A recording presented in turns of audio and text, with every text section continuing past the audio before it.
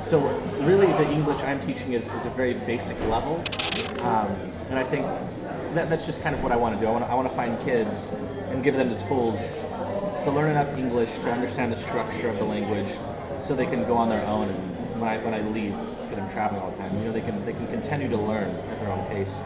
And while I'm at it, I should mention there's an application called Duolingo, Duolingo. Yes. It's phenomenal. But so that's the thing. Duolingo and even a lot of English programs around the world, they get you to the point just before you really feel like a native speaker, and even a few steps before that. And the trick, what we're talking about, where you are, is expressions and abstract expressions and creative ideas. And that hump seems impossible. You feel you're so far away from being a native speaker, but realistically, it's just a matter of hearing these expressions over and over again and assimilating them. It's different. Everything up to that point, you're learning based, there's almost an equation for it. There's a structure, nouns and verbs and all the subjects and pronouns and how everything fits together. There's a piece. It's piecemeal. But expressions are crazy. They don't make any kind of literal sense most of the time. Like cat got your tongue, right? I don't know if you're familiar with that one, but that when you can't speak, you don't know what to say. The English, the term we use is cat got your tongue. But that's a huge step. It feels like you're so far away, but once you start learning these expressions, once you start getting them, the bridge, it connects quickly. It's one of those scenarios. And I was telling you about my Indonesian friend who felt like he was so far away from being a native speaker, and every day I'd tell him, no, your English is great. We would have conversations just like you and I have, full conversations, where the only thing that he was asking and struggling with was mostly abstract expressions, like you were just doing. There were a few words where you weren't sure what the suffix was, but that's fair. Yeah, it's not a big thing. Especially being an American and Californian, I use a lot of expressions. So when people talk to me, they feel like they're very, very far away from being a native speaker, but that's just because I use so many expressions.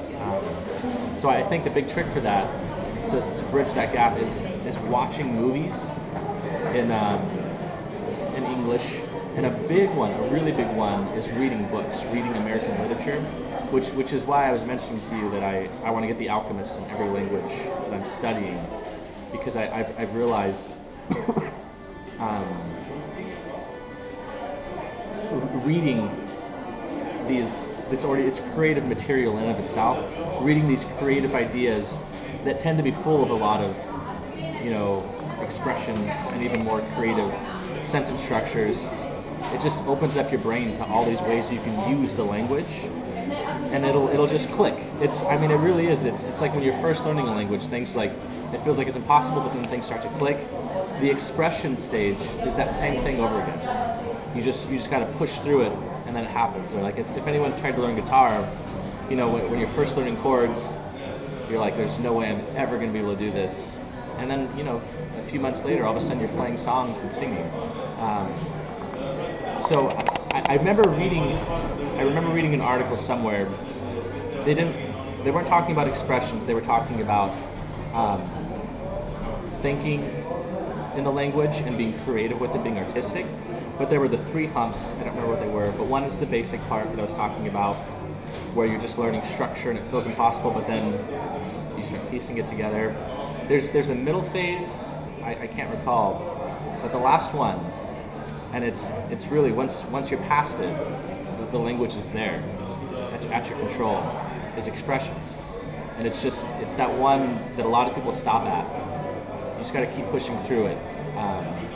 Just every day, look for creative things in that language, because that's what really makes you think about the language differently.